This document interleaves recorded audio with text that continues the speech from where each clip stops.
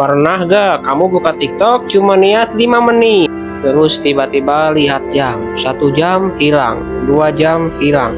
Yang aneh bukan cuma waktunya yang hilang, Tapi setelah HP ditutup, kamu malah merasa kosong. Padahal selama scrolling tadi, kamu ketawa, kamu lihat video lucu, video motivasi, video makanan, video orang liburan, video orang sukses. Semuanya seru. Tapi begitu layar mati, rasanya seperti nggak ada yang banner-banner tersisa. Kenapa bisa begitu? Bayangin, ada seseorang namanya Andi. Setiap pagi sebelum bangun dari tempat tidur, hal pertama yang dia cari bukan air minum, bukan sikat gigi, tapi HP sebentar aja. Katanya, 5 menit berubah jadi 30 menit. Di perjalanan kerja, buka TikTok lagi. Istirahat makan siang, buka lagi. Malam sebelum tidur, video terakhir, lalu muncul video lain, lalu video lain, sampai jam 2 pagi.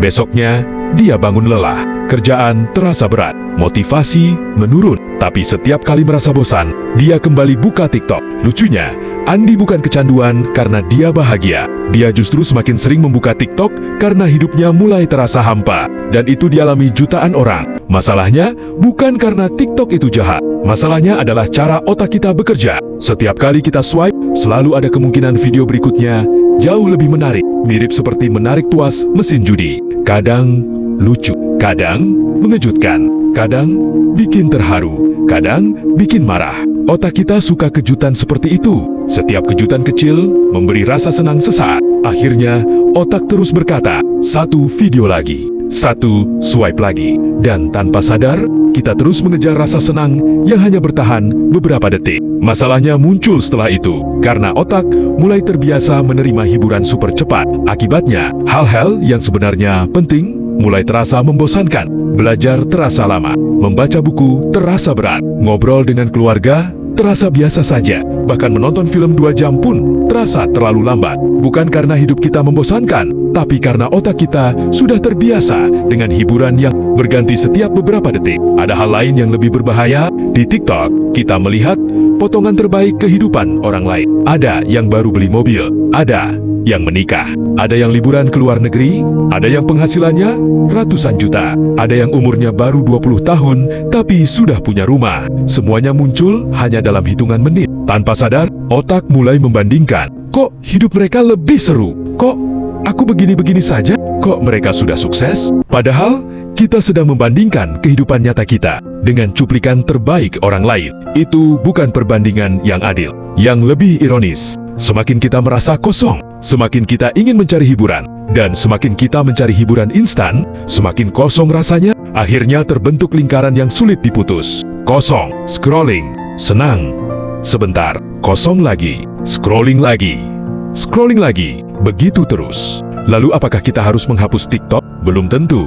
Karena masalahnya bukan aplikasinya. Masalahnya adalah siapa yang mengendalikan. Kalau kita yang memakai TikTok, tidak masalah. Tapi kalau TikTok yang mulai mengatur waktu, perhatian, bahkan suasana hati kita, disitulah masalah dimulai. Coba ingat, kapan terakhir kali kamu duduk diam selama 10 menit, tanpa membuka HP, tanpa musik, tanpa notifikasi, tanpa video.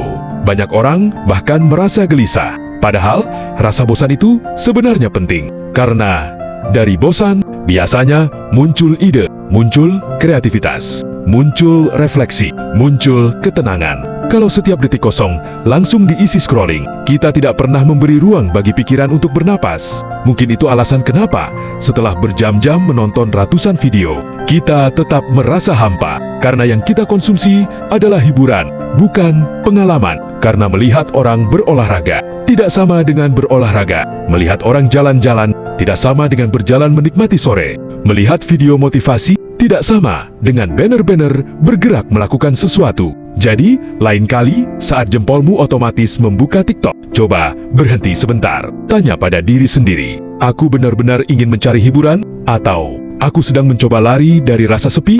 Karena kadang yang kita butuhkan bukan video baru, bukan swipe berikutnya, bukan hiburan 15 detik, tapi kehidupan yang banner-banner kita jalani. sebab pada akhirnya kenangan terbaik dalam hidup tidak pernah datang dari layar, melainkan dari momen yang benar-benar kita alami.